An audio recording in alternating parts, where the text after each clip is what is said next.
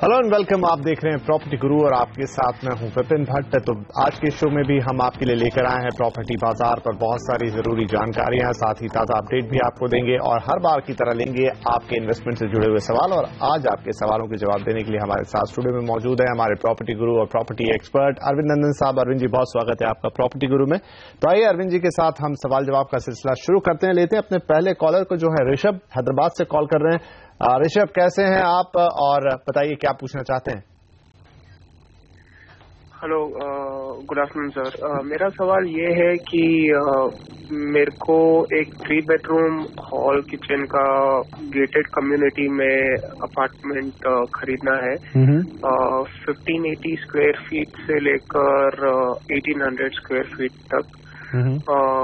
मेरे को जो बेसिक रिक्वायरमेंट है वो ये है कि ये जो प्रॉपर्टी का लोकेशन होना चाहिए वो हाईटेक सिटी के आसपास होना चाहिए, गेटेड कम्युनिटी होनी चाहिए, उसमें जो एमिनिटीज हो उसमें स्विमिंग पूल, बच्चों के लिए play area, gym, club house वगैरह होना चाहिए। तो ये सब देखते हुए मैंने 2 प्रॉपर्टी अभी तक शॉर्टलिस्ट की है। एक तो है साइबर सिटी बिल्डर्स का रेनबो विस्ता, ओके, और एक है जेम एसेंशिया। तो ये दोनों प्रोजेक्ट्स जो है हाईटेक सिटी के आसपास है, तकरीबन 10-15 मिनट का रास्ता है जी। तो इनके दाम जो अभी चल रहे हैं वो है 3750 पर स्क्वायर फीट से लेकर 4200 पर स्क्वायर फीट तक। ओके, तो ये 2 प्रॉपर्टीज राइट। तो ये 2 प्रॉपर्टीज आपने निकाली हैं ढूंढकर, और उसके अलावा कुछ और ऑप्शंस होते हैं तो वो भी जरूर आपको देते हैं। बात कर लेते हैं हैदराबाद की। अरविंद जी, क्या सलाह होगी इनके लिए? देखिए, सबसे पहले तो यह है कि हैदराबाद का मार्केट अब लगता है कि आगे उसमें सुधार होगा। राइट। फिलहाल पिछले 1.5-2 वर्षों से हम जानते हैं उसमें काफी दिक्कतें थी। जहां तक लोकेशन का सवाल है, इन्होंने अगर खुद के रहने के लिए इसको देखा है तो मैं समझता हूं इन्होंने लोकेशन तो ठीक ठीक चुनी है। वैसे हैदराबाद में कुछ और भी एरियाज हैं जहां ये देख सकते हैं। अगर आप सिर्फ इन्वेस्टमेंट के पॉइंट ऑफ व्यू से देख रहे हैं तो मैं समझता हूं आप थोड़ा लंबा आपको अपना होराइजन रखना पड़ेगा। जहां तक रेनबो और जेम विस्ता का सवाल है, दोनों ही प्रोजेक्ट्स इन दिनों अच्छे जाने जा रहे हैं। आप दोनों में से किसी में भी इन्वेस्ट कर सकते हैं, पर आपको ये तय करना होगा कि आपका असली इन्वेस्टमेंट पर्पस क्या है। मेरा अपना रुझान जो है वो कुछ हल्का सा रेनबो की तरफ होगा, प्रोजेक्ट्स की ओवरऑल एमिनिटीज और उसकी सारे पहलुओं को देखते हुए। लेकिन मैं समझता हूं इसमें इनका चुनाव बहुत कठिन नहीं है। इनका मेन चुनाव जो है वो सिटी का है और लोकेशन का है। राइट। और वो इन्होंने लगभग ठीक किया हुआ है। अगर आप वहां नहीं भी हाईटेक सिटी के आसपास नहीं भी रहना चाहते हैं, कुछ दूर जाना चाहते हैं, तो भी आपके लिए संभावना है अगर आप कुछ पूर्व की तरफ देखें तो। लेकिन मैं ओवरऑल समझता हूं ये चुनाव इनका ठीक ठीक है। हो सकता है रेनबो इनके लिए कुछ ज्यादा मुनासिब साबित हो प्राइस और आगे एप्रिसिएशन को देखते हुए। राइट। चलिए आगे बढ़ेंगे। यहाँ पर अगली कॉलर है हमारे साथ मनीषा, जो फरीदाबाद से हमें कॉल कर रही हैं। मनीषा, कैसी हैं आप और क्या है आपका सवाल? हाँ जी, नमस्कार सर। जी पूछिए।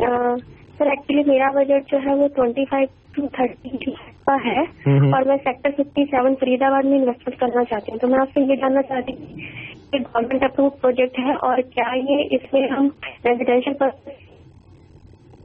हेलो जी मनीषा, क्योंकि आप से हम बातचीत कर रहे हैं, थोड़ी सी अगर आप रेंज में आ जाएं तो और हमें आपकी बात स्पष्ट सुनाई देगी। बहरहाल 25 से 30 लाख रुपए का बजट रखती हैं और फरीदाबाद के ही सेक्टर 57 में घर लेना चाहती हैं। तो एक 2 BHK रीसेल में आपने देखा है, तो आपको लग रहा है कि क्या यहाँ निवेश करना ठीक होगा? जरूर हम बात कर लेते हैं इसके बारे में कि क्या ये निवेश आपके लिए अच्छा साबित होने जा रहा है या नहीं। सर, क्या सलाह होगी मनीषा के लिए? देखिए, मनीषा जी ने पहले बात की है सेक्टर 57 की जी। तो उसके बारे में कुछ चर्चा करनी जरूरी है। देखिए, वैसे तो फरीदाबाद हम हमेशा से बात करते आए हैं, एक प्रॉमिसिंग लोकेशन है, हालांकि दिल्ली से कुछ दूर पड़ती है जी। लेकिन इन दिनों उभर के आ रही है। मनीषा जी, आपको एक बात मैं ध्यान दिला दूं कि सेक्टर 57 जो है, जैसा आपने देखा भी होगा, दिल्ली से बहुत ज्यादा दूर है। और एक्चुअली देखा जाए तो ये फरीदाबाद के बाहर वल्लभगढ़ के भी आगे जाके सेक्टर 57, 58, 59 ये आते हैं। okay. तो डिस्टेंस वाइज बहुत ज्यादा है। दूसरी बात यह है कि यहाँ पे प्राइमरीली छोटे रेजिडेंशियल डेवलपमेंट्स हैं, कोई बहुत ज्यादा बड़े नामी डेवलपमेंट्स नहीं है। तो छोटे प्रोजेक्ट्स हैं, वैसे कुछ बड़े हैं, SRS है या मानव ग्रुप है, इन लोगों ने भी कुछ प्रोजेक्ट बनाए हुए हैं, लेकिन अधिकांश छोटे डेवलपर्स हैं। मथुरा रोड पे है, इसलिए लोकेशन आपकी बुरी नहीं है, लेकिन मेरा सबसे बड़ा जो कंसर्न, सबसे बड़ी जो मेरी चिंता है वो ये है कि दिल्ली से इतनी दूर है, इतनी बाहर जाके, और फरीदाबाद से भी बहुत बाहर जाके है, कि यहाँ पर इमीडिएट किसी फ्यूचर में इसमें कुछ बहुत ज्यादा एक्टिविटी होती हुई, एप्रिसिएशन होती हुई नहीं दिखाई पड़ती है। तो ये इन्वेस्टमेंट आप तभी करें जब आपके पास वहां रहना जरूरी हो या आपके पास कोई और ऐसी जरूरत हो कि आपको वहीं पर इन्वेस्ट करना है।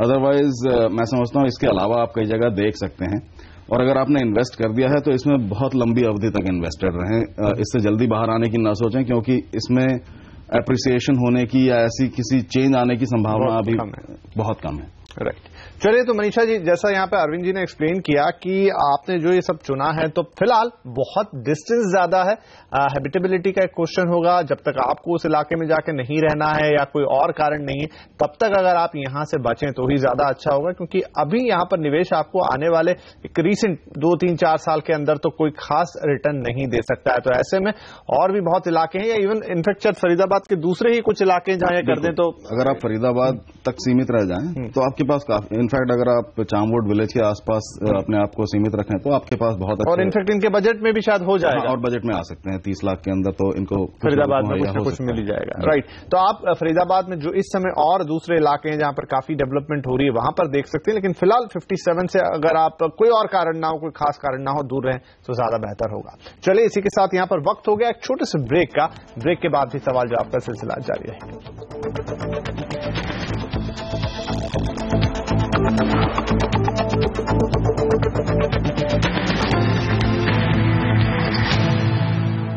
वेलकम बैक, आप देख रहे हैं प्रॉपर्टी गुरु, और अब आपके सवालों के जवाब देने के लिए हमारे साथ स्टूडियो में आज बने हुए हैं अरविंद नंदन साहब। तो आइए अरविंद जी के साथ इस सिलसिले को आगे बढ़ाते हैं। अगले कॉलर है हमारे साथ मुंबई से BM शाह साहब। शाह साहब, बताएं क्या पूछना चाहेंगे।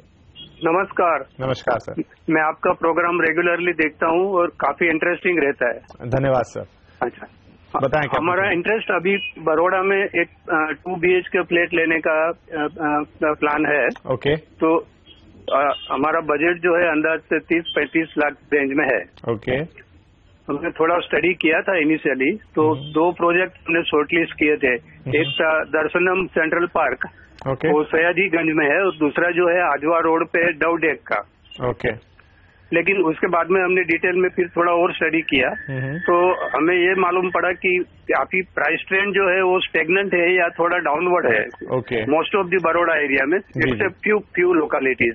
तो हम सोच रहे हैं कि अभी ये बॉटम आउट हुआ है कि फिर और भी नीचे आएगा, और उसके अलावा हमको ये जो 2 प्रोजेक्ट है उसके अलावा कोई अच्छे बिल्डर का भी आपके ओर से सजेशन मिलेगा तो हम उसमें भी जरूर शाह साहब, जरूर, बहुत अच्छा सवाल है आपका। बस इतना पूछेंगे कि वडोदरा में प्रॉपर्टी लेने का कोई खास कारण? उसका 2-3 रीजन है। एक तो हमने देखा कि comparatively prices are low, city is very nice, and future अभी अपना प्राइम मिनिस्टर नरेंद्र मोदी जी ने जो बात किया है और उनके लिए उनका जो फ्यूचर प्लानिंग है वो देख के लगता है कि बड़ौदा में काफी अच्छा स्कोप रहेगा। चलिए, तो आपने हर दिशा से सोच समझकर ये फैसला लिया है, जरूर हम भी इसमें आपकी मदद करेंगे। अरविंद जी, क्या सलाह होगी इनके लिए? विपिन जी, बड़ा अच्छा लगा जब इन्होंने इतनी गहरी उसकी ऑलरेडी एनालिसिस कर ली है, विवेचना कर ली है। शाह साहब, आपसे कुछ जरूरी बातें मैं कहना चाहूंगा इस मामले में। जहां तक बड़ौदा के प्रॉपर्टी मार्केट का सवाल है, आपकी रीडिंग सही है कि प्रॉपर्टी मार्केट इन दिनों वहां कुछ थमा हुआ है, कोई ऐसी एस्केलेशन या प्राइस राइज भी नहीं देखने को मिली है, और मुझे ये लगता है कि ये स्थिति कुछ समय अभी बनी रहेगी। इसकी वजह ये नहीं है कि वहां पर कोई प्रॉब्लम है, लेकिन ये एक जनरल प्रॉपर्टी मार्केट में इस समय एक ये ट्रेंड चल रहा है, और खासकर वडोदरा में, अहमदाबाद में तो सप्लाई भी काफी अच्छी मात्रा में आई है पिछले कुछ वर्षों में, जिसकी वजह से डिमांड होते हुए भी प्रॉपर्टी की प्राइसेस बहुत ऊपर नहीं गई हैं। अब आपकी इन 2 लोकेशंस के बारे में पहले बात कर लें, अजवा और सयाजीगंज। आप जानते हैं सयाजीगंज एक सिटी सेंट्रिक लोकेशन है, पुरानी लोकेशन है शहर की, और वहां सब कुछ बना बनाया है, जिसका एक नेगेटिव इम्पैक्ट ये भी हुआ है कि वो एरिया कुछ कंजेस्टेड सा हो गया है। और चूंकि वहां पर कुछ नया ज्यादा नहीं हो रहा है, इसलिए वहां पर लॉन्ग टर्म एप्रिसिएशन की संभावना भी मुझे नहीं दिखाई पड़ती। अब अजवा को अगर आप देखें, ये NH8 से लगा हुआ है, तो एक नया बनता हुआ लोकेशन है जिसको कि पुराने इंडस्ट्रियल फॉर्म से चेंज करके अब रेजिडेंशियल और एक कमर्शियल शेप दिया जा रहा है। तो ये लॉन्ग टर्म के लिए बड़ी अच्छी लोकेशन हो सकती है, इमर्जिंग मार्केट है। जहां तक दर्शनम और डवडेक का सवाल है, देखिए दर्शनम में इस समय करीब 35,000 रुपए पर स्क्वायर फुट, 3500 रुपए पर स्क्वायर फुट के आसपास की कीमतें हैं, जबकि डवडेक में उससे काफी कम है, 2500 से लेकर 2800 रुपए पर स्क्वायर फुट की रेंज है वहां पर। तो लॉन्ग टर्म एप्रिसिएशन देखें, आज की इन्वेस्टमेंट वैल्यू देखें, तो अजवा और डवडेक अपने आप एक ज्यादा अच्छा ऑप्शन आपको दिखाई पड़ेगा। अगर आप सयाजीगंज में ही रहना चाहते हैं कि पुरानी सिटी के अंदर रहें, लोकेशन में रहें, तो आप जाकर दर्शनम में इन्वेस्ट कर सकते हैं। लेकिन अगर आप एक प्योर इन्वेस्टर, एक बिजनेसमैन की तरह देख रहे हैं, तो मेरा ख्याल है डवडेक, अजवा आपके लिए बेटर ऑप्शन है। दर्शनम में जो कमर्शियल रेट है वो भी करीब 3,500-4 हजार के आसपास है। तो एक आपको इशारा कर दूं हल्का सा कि अगर आप चाहें तो कमर्शियल में भी इन्वेस्ट कर सकते हैं। कमर्शियल जो है वो साइकिल के हिसाब से तुरंत अप डाउन होता रहता है और उसमें कुछ फायदा हो सकता है। इसके अलावा अगर आप अजवा की तरफ जाएंगे तो वहां हाथी ग्रुप के भी कई प्रोजेक्ट्स हैं, आपने शायद देखे भी हों, उन पर भी एक नजर आप डाल सकते हैं। कुल मिला के मेरा कहना यह है कि आप अजवा की तरफ अगर ध्यान रखें एज एन इन्वेस्टर, और एक हाथी ग्रुप के भी कुछ प्रोजेक्ट्स अगर आप देख लें, तो हो सकता है आपके लिए कुछ ज्यादा ऑप्शंस नजर आए। अदरवाइज मार्केट जैसा है वैसा ही रहेगा, तुरंत इसमें कोई आप जंप की उम्मीद ना रखें, लॉन्ग टर्म में जरूर अच्छा रहेगा। राइट, तो शाह साहब उम्मीद करते हैं कि काफी हद तक आप जो पूछना आप चाह रहे थे उसका जवाब आपको मिल गया होगा कि देखिए इस समय आप बॉटम आउट होने की जहां तक बात कह रहे थे, तो उसका तो कुछ ऐसा पता लगाया नहीं जा सकता। बॉटम आउट जो एक ऐसी, वो हमेशा रिट्रोस्पेक्ट में दिखाई पड़ती है, लेकिन इन्वेस्टमेंट का ये सिद्धांत है कि जब आपको लगता है कि आपके पास इन्वेस्टमेंट लायक अच्छी रकम है, बजट है, राइट, और भविष्य अच्छा दिखाई पड़ रहा है, तो आप जरूर इन्वेस्ट करें। राइट, तो चलिए शाह साहब, और उसमें भी आपको यहाँ पर अरविंद जी ने बता दिया कि आपको अजवा की तरफ ही जाना है, क्योंकि वही एक ऐसा इलाका है जहां पर काफी डेवलपमेंट हो रही है और वहां से आपको बेहतरीन रिटर्न्स आते हुए भविष्य में मिलेंगे।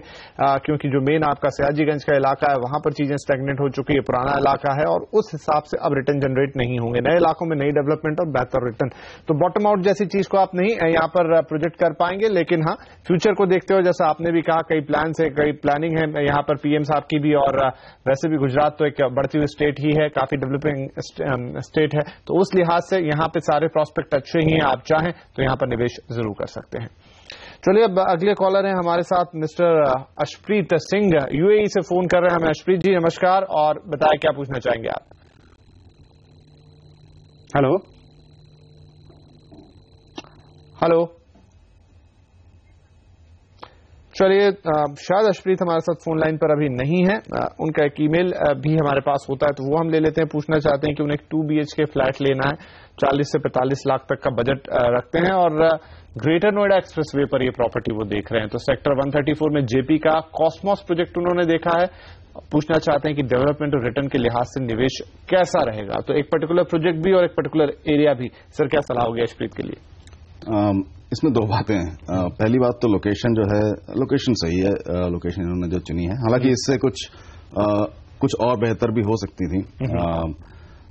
137 और 143 सेक्टर्स जो हैं वो मेरी अपनी नजर में कुछ ज्यादा बेटर कहे जा सकते हैं, क्योंकि एक तो मेट्रो की कनेक्शन आने ही वाली है, और साथ में कुछ बड़े अच्छे एस्टैब्लिश्ड प्रोजेक्ट्स भी हैं वहां पर। लेकिन अगर कॉस्मोस की बात करें, जो इनका प्रोजेक्ट इन्होंने चुना है, ये एक वैल्यू फॉर मनी प्रोजेक्ट कहा जा सकता है। ओके, काफी अच्छी इसमें संभावनाएं हैं, लेकिन इसमें एक सबसे बड़ी मुश्किल ये है कि विभिन्न कारणों से कुछ डेवलपर्स के आंतरिक जो उनकी परेशानियां हैं, उसके अलावा कुछ बाहरी परेशानियां, उसकी वजह से प्रोजेक्ट जो है एक स्टैंड स्टिल, हैंडओवर जो है एक स्टैंड स्टिल पे आ गया है। तो अगर आप 1-2 साल तक इंतजार करना चाहते हैं तब तो फिर ठीक है, लेकिन अगर आप चाहते हैं कि तुरंत आपको प्रोजेक्ट हैंडओवर मिल जाए, तो वो इसमें नहीं होने वाला। फिर आपको मेरा ख्याल है 137 या 143 की तरफ देखना होगा ये नहीं तो कि आप 90-95% अभी इन्वेस्टमेंट कर डालेंगे और पोजीशन के लिए फिर 2 साल तक इंतजार करते रह जाएंगे, जो कि मेरा ख्याल है कोई बहुत अच्छी बात या फायदे की बात नहीं है। रेंटल इनकम भी नहीं शुरू हो पाएगी।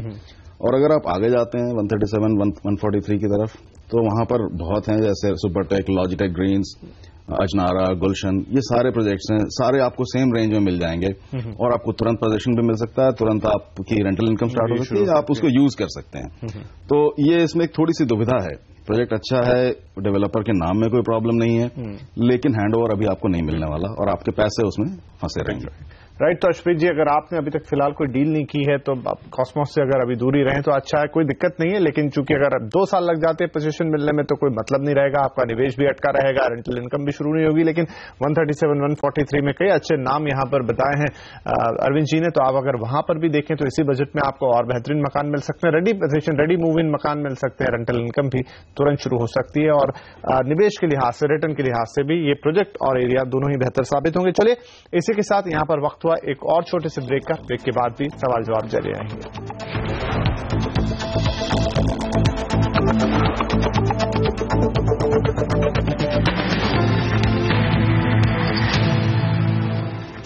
Welcome back. आप देख रहे हैं प्रॉपर्टी गुरु और अब आपके सवालों के जवाब देने के लिए हमारे साथ स्टूडियो में बने हुए हैं अरविंद नंदन साहब। तो आइए अरविंद जी के साथ सवाल जवाब के सिलसिले को आगे बढ़ाएं। अब हमारे साथ दिल्ली से कॉल पर जुड़ रहे हैं गोविंद साहब। गोविंद जी नमस्कार, पूछिए क्या आप पूछेंगे।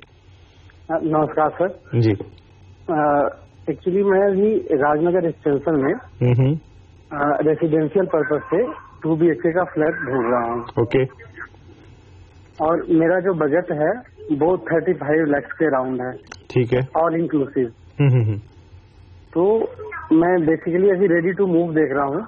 ओके। उसमें अगर कुछ मिल जाता है तो और अगर हो सकता है कुछ अच्छा मिलता है तो मैं तकरीबन 1 साल का हॉरिजन लेके चल रहा हूँ कि अगर 35 में रेडी टू मूव नहीं मिलता है जी तो मैं 1 साल तक वेट करने के लिए भी तैयार हूँ। ठीक है। अभी आप फिलहाल कहाँ रहते हैं गोविंद जी?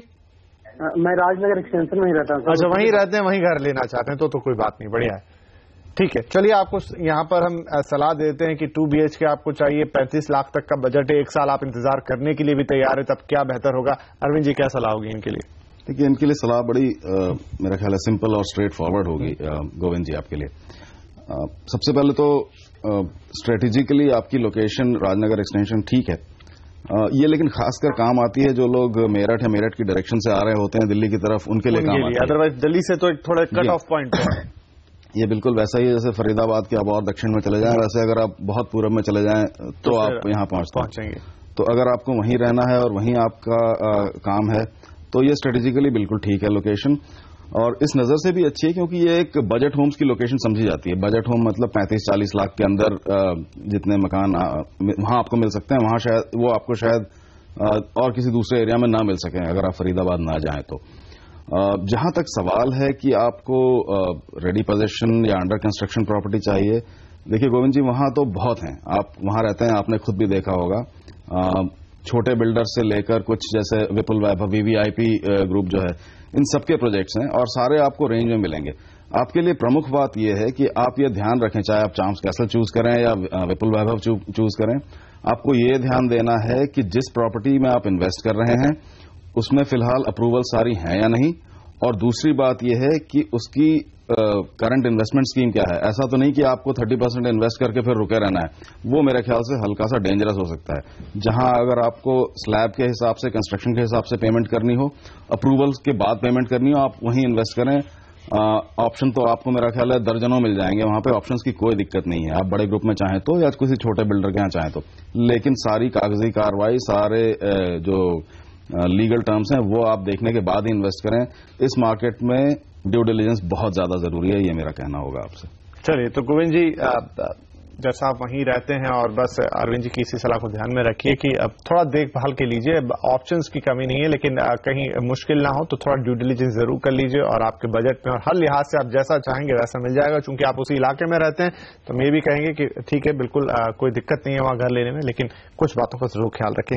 चलिए, अभी ईमेल है हमारे पास, मयंक बंसल साहब ने भेजा है, पुणे से पूछना चाहते हैं, उंदरी इलाके में रहते हैं, गोदरेज प्राणा में उन्होंने एक 1 BHK ऑलरेडी ले लिया है, तो अगले 2-3 साल के लिए इस निवेश में वो बने रहना चाहते हैं, तो कितना रिटर्न एक्सपेक्ट करें ये पूछना चाहते हैं, और क्या कुछ और समय रुकें तो ज्यादा बेहतर रिटर्न मिल सकता है? जरूर यहाँ पर आपकी मदद करेंगे। सर, आप खरीद तो ली ही है प्रॉपर्टी, आप क्या उसमें रिटर्न आने की उम्मीद रखें और कितना ये टाइम होराइजन लेके चलें? देखिए, गोदरेज प्राणा अच्छा प्रोजेक्ट है, नाम तो खैर अच्छा है ही, ऊपर से उंदरी एक ऐसा लोकेशन है जिसके बारे में हम अक्सर चर्चा करते हैं, जो पुणे का दक्षिण या दक्षिण पश्चिम का हिस्सा है वो अब बन रहा है, तैयार हो रहा है जी। तो मिड टर्म में और लॉन्ग टर्म में भी इसकी संभावनाएं काफी अच्छी हैं। तो ये तो हुई लोकेशन के बारे में एक जनरल बात। लेकिन अगर आप सिर्फ गोदरेज, प्राणा और उंदरी की बात करें तो ये अभी थोड़ा ग्रोथ कर्व में कुछ नीचे है हल्का सा। हालांकि स्कूल वगैरह तो सारे हैं आसपास, लेकिन बाकी सोशल इंफ्रास्ट्रक्चर वगैरह अभी तैयार होना बाकी है। तो इसलिए इसको ऊपर आने में कुछ समय लगेगा। लेकिन अगर आप लॉन्ग टर्म इन्वेस्टर हैं, अगर आप लंबी अवधि के इन्वेस्टर हैं, यानी कि 5-7 साल, तो फिर आप बिल्कुल निश्चिंत रहें। मैं तो समझता हूं इसमें से 50-75% की भी वृद्धि आपको आराम से मिल जाएगी, और इनफैक्ट अगर आप लंबा रहें तो डबल भी हो जाएंगी प्राइसेस, कोई दिक्कत नहीं है। लेकिन इमीडिएटली शायद 1-2 साल में आपको वहां कुछ खास नजर ना आए। इन्वेस्ट कर दीजिए और इन्वेस्टेड रहिए इसमें। प्रॉपर्टी गोदरेज का नाम है, बहुत अच्छी प्रॉपर्टी है, लोकेशन आपकी ऐसी है जो बहुत प्रॉमिसिंग लोकेशन है भविष्य के लिए। तो सीधी सलाह यह है कि आप इसमें इन्वेस्ट करके इन्वेस्टेड रहें, लंबे समय तक इन्वेस्टेड रहें, तुरंत पैसे बनाकर एग्जिट करने की ना सोचें। चलिए, इसी के साथ प्रॉपर्टी गुरु के इस एपिसोड को यहीं खत्म करना चाहेंगे। अरविंद जी, बहुत शुक्रिया आप आए और आपने हमारे दर्शकों को महत्वपूर्ण सलाह दी। तो अगले हफ्ते आपसे फिर मिलेंगे, तब तक यही कहेंगे कि अगर आप भी सवाल पूछना चाहते हैं तो pg@moneycontrol.com पर हमें जरूर लिख भेजें अपने नाम, पते और फोन नंबर के साथ। तो होगी मुलाकात फिर, तब तक के लिए नमस्कार।